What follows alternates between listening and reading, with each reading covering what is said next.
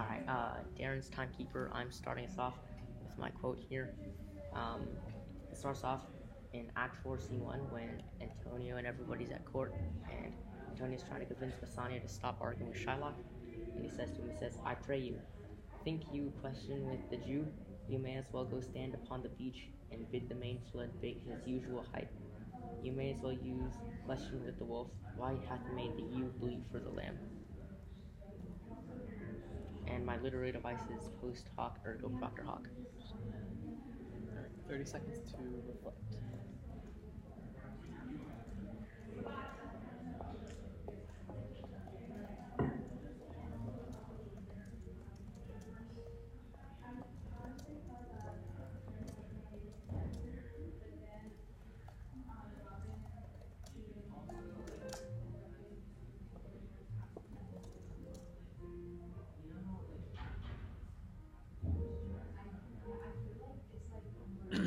Alright, last 30 seconds. So, I think the quote kind of means, like, you should go ask the, beach to shrink or ask the wolf why he ate the lamb. Kind of saying it's just you can't really argue with this kind of logic for this kind of person. And I believe it ties into the post hoc ergo hoc. Is that what? Post hoc, yeah, ergo propter. Is like, he just said, as Antonio's just calling Shylock the Jew just evil, and by definition, by calling one Jew evil, he simply generalizes the entire Jewish population to be evil. And then further reasoning with the Jew is just as pointless as asking the beach to go shrink its tide, or kind of asking the evil wolf why he ate the sheep, and it just highlights the logical fallacy in the argument, and the logical fallacy in the argument between Christians and Jews. So you could tell that Antonio and Shylock had been rivals for many years, and during the court case, Bassanio really wants to get him out of the situation, but Antonio, just like how Darren said, really portrays the Jews as evil in the story, while Christians, obviously, being the good religion, especially at the end when you can see that he Portia twists the law that you can't show violence against a Christian, and this states also in many Shakespeare's plays, and even other plays where Jews are depicted as the evil force. Okay, turn? Yes. You said that you were using post hoc ergo propter hoc as your logical fact. I feel like that's not quite the right fallacy for this situation. I mean, I see what you're talking about, how Antonio says that Shylock is evil. Shylock is evil. He's also a Jew, so therefore all Jews are evil. I feel like that's more of a guilt by association fallacy, because Shylock is one member of a group, and Antonio is projecting on the rest of this group that they are also evil just because of one example, even though that's obviously unfair and should not ever be done. That's all I get. I mean, in all honesty, when I say post hoc or go propter hoc, it doesn't always mean that what I say is true. It's what I mean is that the play sort of hinted at this, even though we all know that Jews are not really evil, right? It's like saying that I gave my kid a vaccine, now he has autism, so vaccines cause autism. That's not really the case. But because this thing happened at that point, and something was also a factor, people believe something to be true. Like, Shylock's evil, he's also a Jew, so it's sort of, they're always referring to him as a Jew, so it sort of makes it feel like they're saying that Jews are all evil because Shylock's evil, he's a Jew. So it doesn't have to, I don't mean that it's true in any way. I'm just saying that the play heavily hinted at it.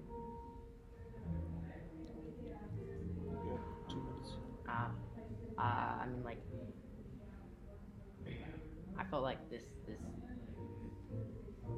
emphasized out to me once again because I felt like I could relate it to today's world, like how I gave the vaccines example, because it just shows once again how we are still similar in some ways, like the 16th century when the plague took place.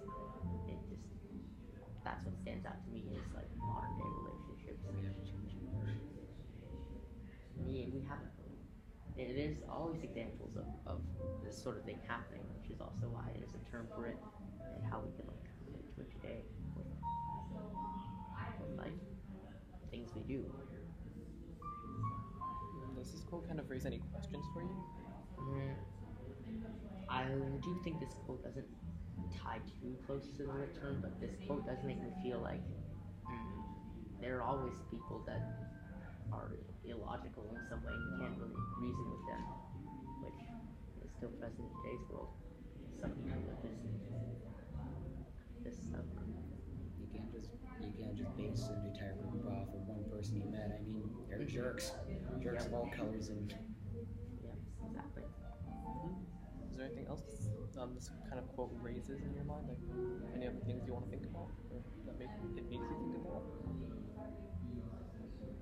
How does this set the overall passage? I mean, it does set the overall passage in the way that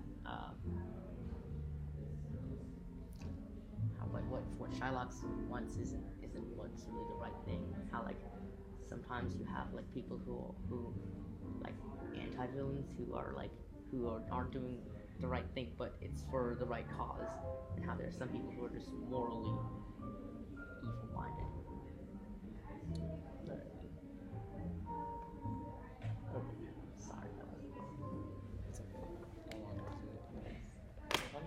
Sorry, that was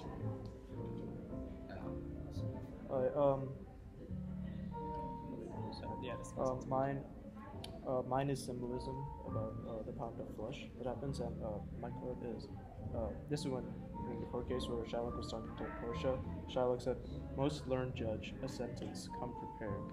And then Portia responds, "This bond doth give thee here not jot of blood. The words expressly are a pound of flesh." Alright, 30 seconds.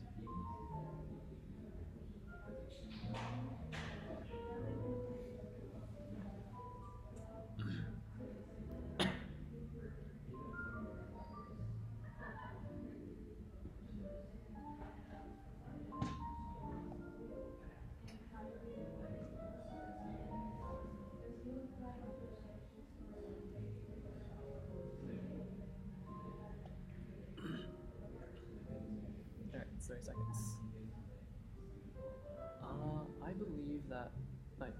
So, I believe that the pound of flesh kind of symbolizes the ill will between Shylock and Antonio, and I don't think he actually had the intention of, taking a pound of flesh on him. I think he really just wanted to kill him for the debts, but instead uses the pound, and instead the pound of flesh is used as a symbol for taking his life, and just as a means to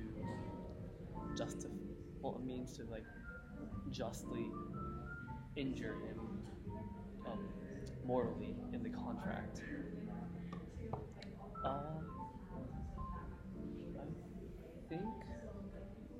I kind of want to know, like this question. The quote raises the question for me, like, where did Shylock actually intend to take the pound of flesh from? Like, was it simply from skinning him, or was it like somewhere else, or like an actual organ, which might be considered flesh? I'm not sure. One turn. Yeah. All right. Right now I'm thinking about right now I'm thinking the value of the flesh itself, and I think it's just kind of odd how if you were to try and sell a pound of human flesh on the market, it's going to be completely worthless and nothing more than fish bait. But to one person, that pound of flesh means life or death. Also, about that pound of flesh you were talking about, by the way, that Portia uses that pound of flesh like if you intend to kill anybody, then everyone in that room was assuming that Shylock was going to try and take that pound of flesh from Antonio's heart. Was it necessarily that?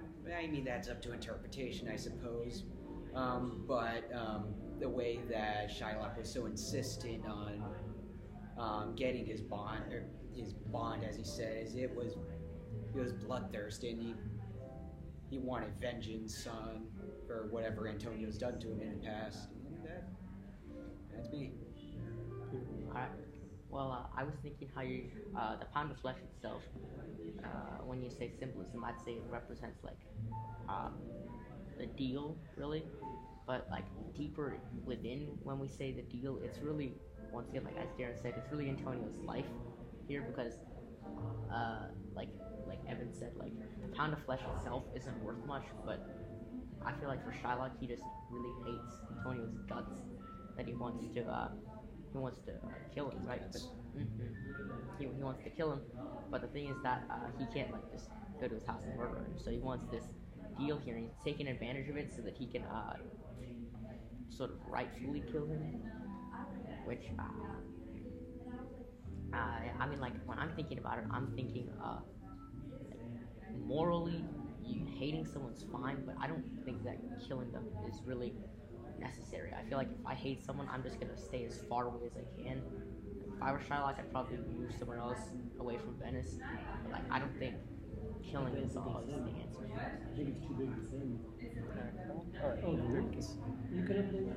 Alright, so going back to Darren's thing, it was kind of speculated that it was either the heart in the chest area, or Antonio's private parts that, for the pound of flesh. And so this could be stated that he either wants death or at the minimum max torture for Antonio. And the value of this pound of flesh, well, yes, it really doesn't value anything for a normal person, but if you go back in the text, like he considers that more important than his daughter's own life. When his daughter left Shylock, all he was doing was paying attention to the deal and how Antonio didn't have his ships back, his ships to pay, and the pound of flesh, it does symbolize his revenge, because a normal person, I feel like a normal person would have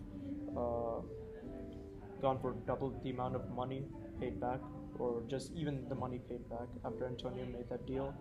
And after all that hatred that Shylock expressed for Antonio, it really correlates why he wants Antonio dead, or at the minimum tortured.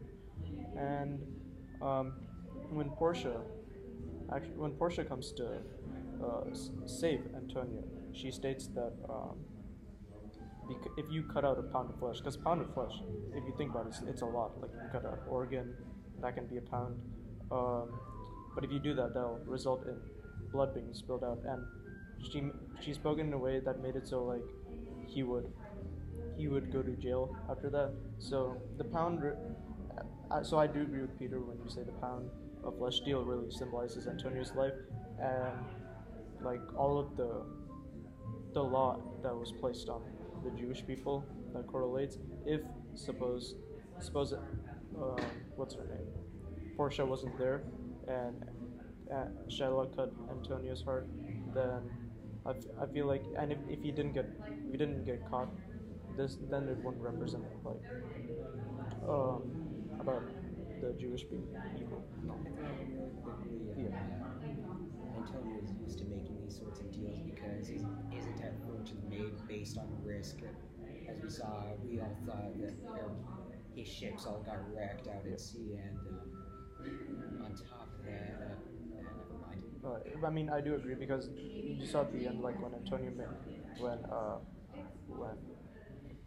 Portia saw that Bassanio like didn't have his ring, Antonio even said that he would risk his life for her. So really, yes, the pound of flesh represents Antonio's life and also the revenge that Shylock has.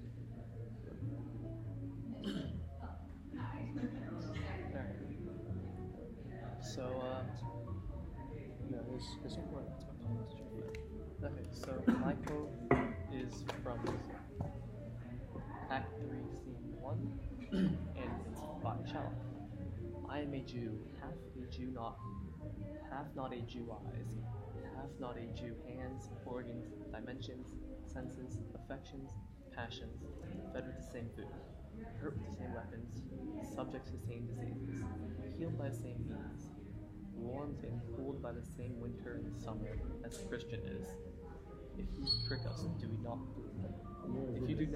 If you prick us, do we not believe? If you tickle us, do we not laugh? If you poison us, do we not die? And if you wrong us, shall we not revenge? If we are like you and the rest, we will resemble you in that. And lit term? Oh yeah, sorry. My lit term is pathos. 30 seconds to think about it.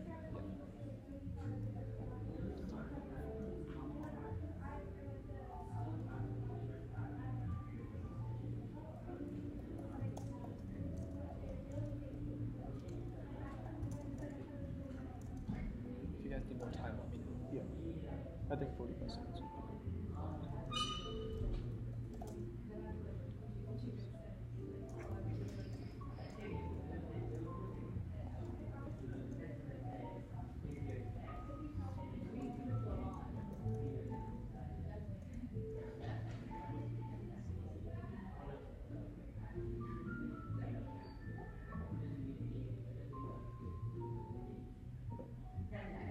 That's 45 seconds.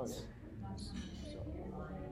So basically, when Shylock was talking to Antonio about before the pound of flesh he was made, I feel like Shylock is, you could call him really emotional for these statements, because even after just being called a dog, he really just he becomes really furious at Antonio, and the way he's stating it is that he wants Antonio to really feel bad about what he's done after all the bad comments that have been called him and all the torture that he had to go through, and I feel like this affected the pound of flesh deal, because Antonio was just like he went for the he went for the deal, but yeah, that's all.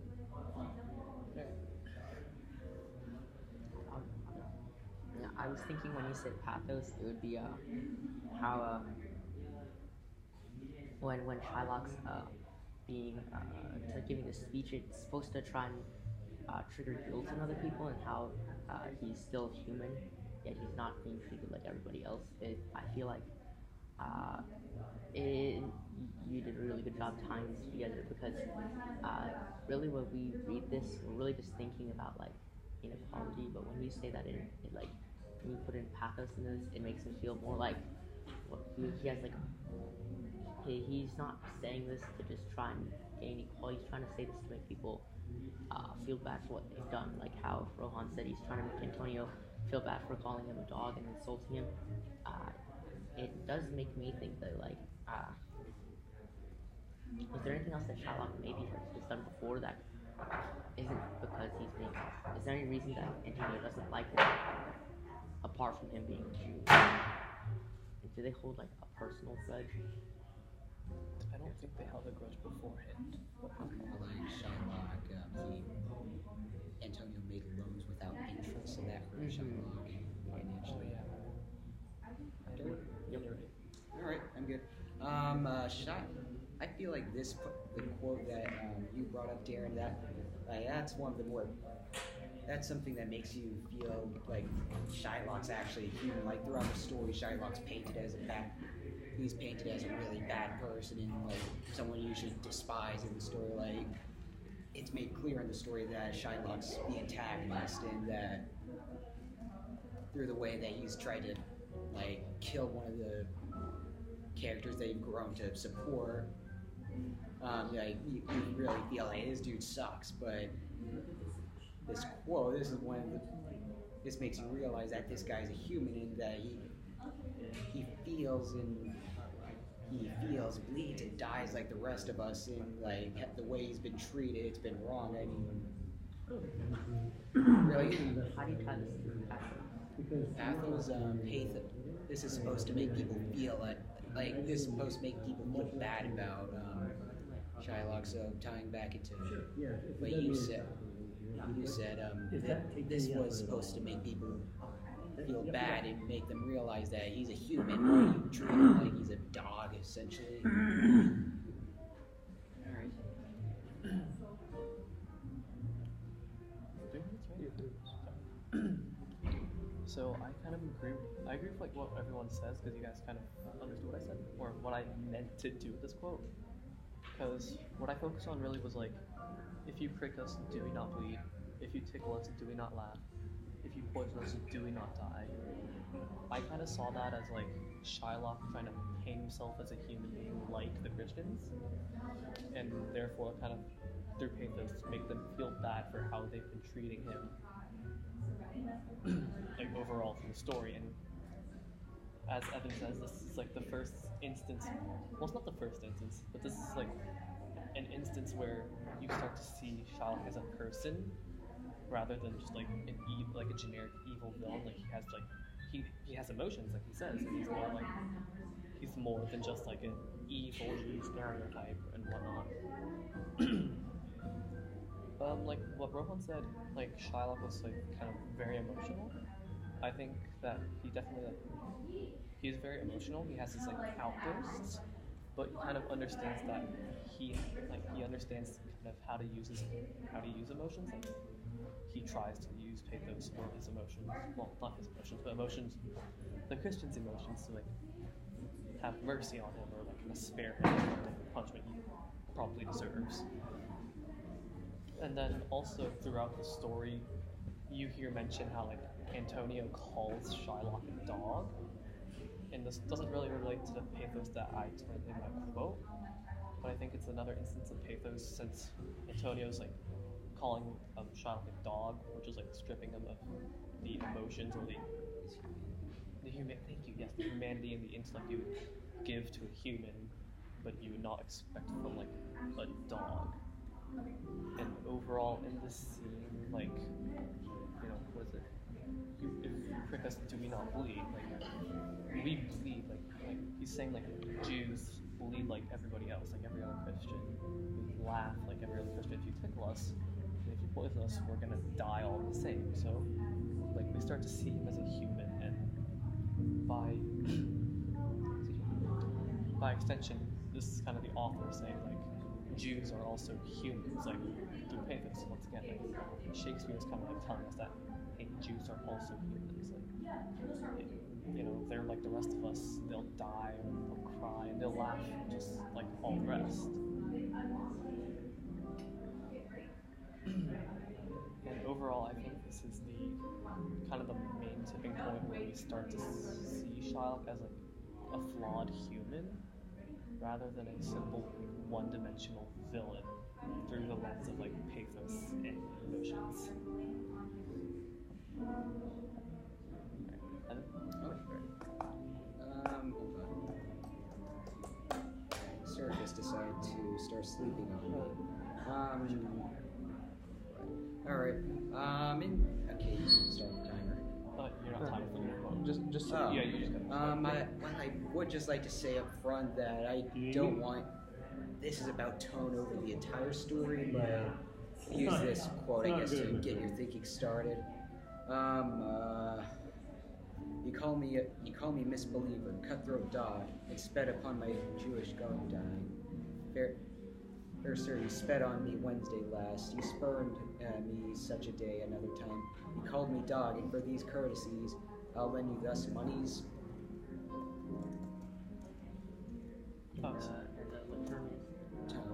Just tone, imagery, diction. Alright, let's go for another 45 seconds. Yeah. I feel like that was a little bit too short.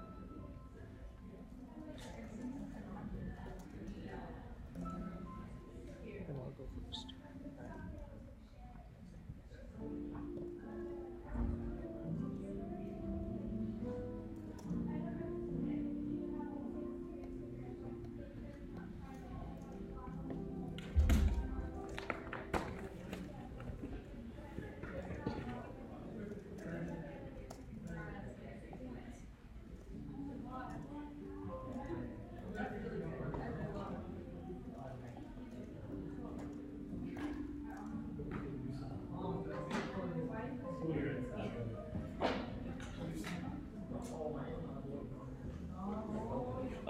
I got lots of things. Whenever you're ready. Oh, you said something else.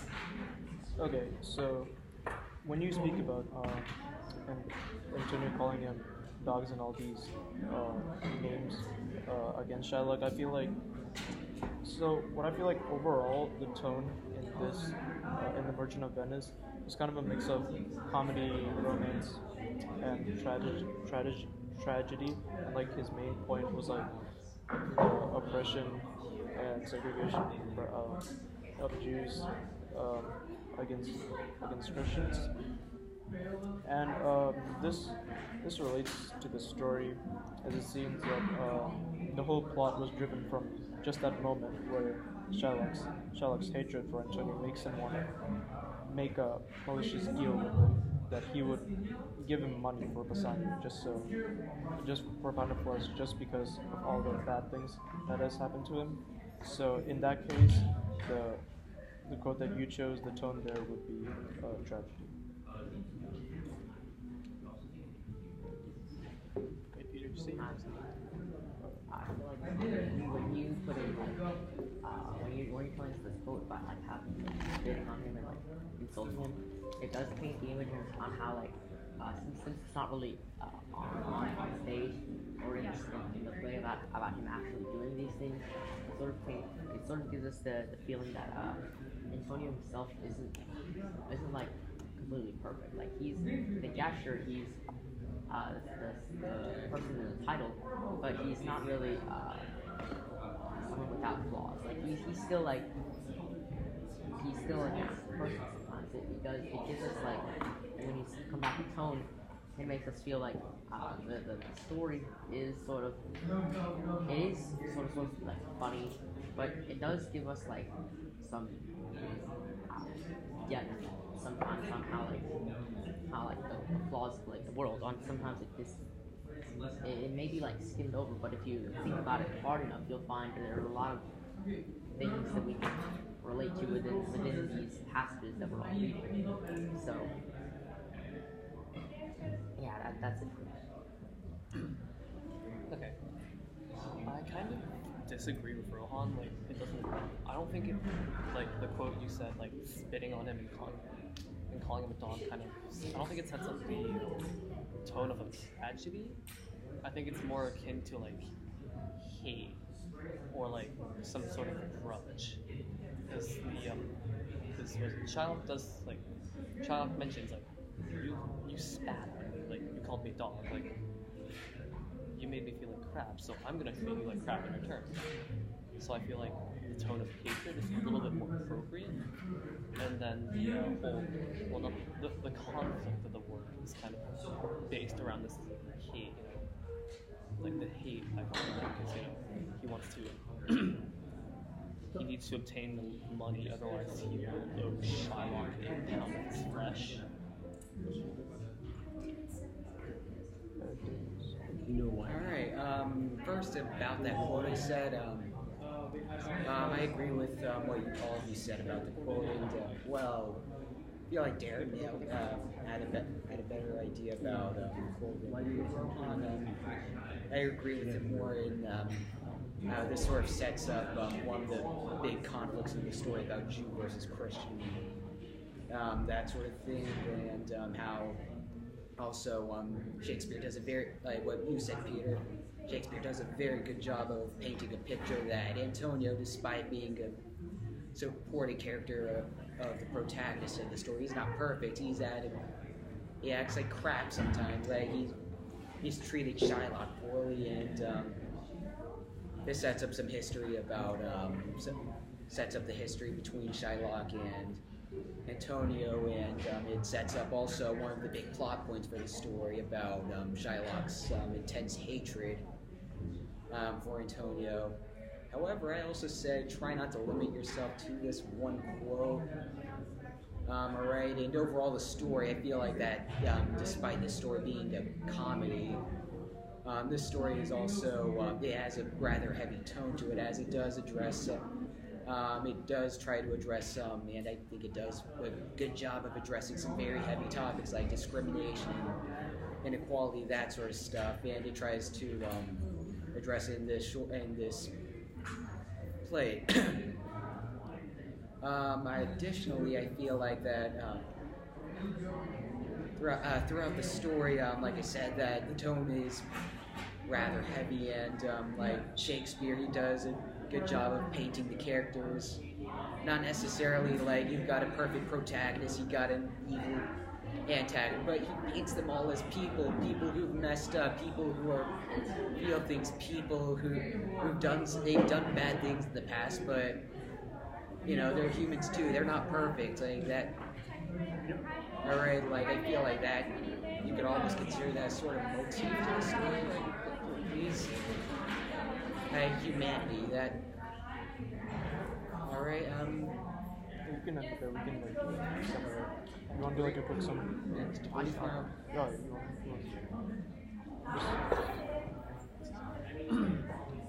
So just summarize like what everyone said. Yeah, just like a 30 seconds. Just finish.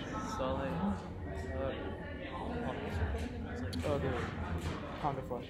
yeah. So Rohan kind of stated like the pound of flesh was symbolic of like, was it the hate between Antonio and Shylock, and kind of the plot of the story as well as the crux of the problem. Peter kind of. All right, folks. See you tomorrow. Be well. Do good work. Make it into the world. Don't think you have a